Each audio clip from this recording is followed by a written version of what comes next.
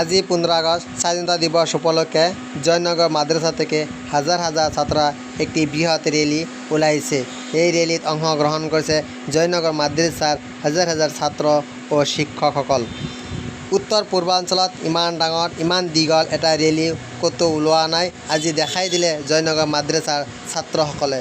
জয়নগৰ মাদ্ৰাসাৰ যেটি বৃহৎ ডাঙৰ মাদ্ৰাসা আজি প্ৰমাণিত কৰি দেখালে। উত্তৰ পূৰ্বাঞ্চলৰ ইমান ডাঙৰ ৰেলী মাদ্ৰাসা ছাত্ৰই যে ওলাইছে, মই সিহঁতক অশেষ ধন্যবাদ জ্ঞাপন কৰিছোঁ। আৰু ইমান ডাঙৰ ৰেলী মই ক'তো দেখা নাই। আপোনালোকে যদি দেখিছে কমেণ্ট কৰিব। আৰু যদি দেখা নাই মাদ্ৰাসা ছাত্ৰৰ ইমান ডাঙৰ ৰেলী, তেনেহ'লে আপোনালোকে ভিডিঅ'টো বেছি শ্বেয়াৰ কৰি জয়নগৰ মাদ্ৰাসাৰ গৌৰৱ বৃদ্ধি কৰিব আৰু ইছলামৰ গৌৰৱ বৃদ্ধি কৰিব।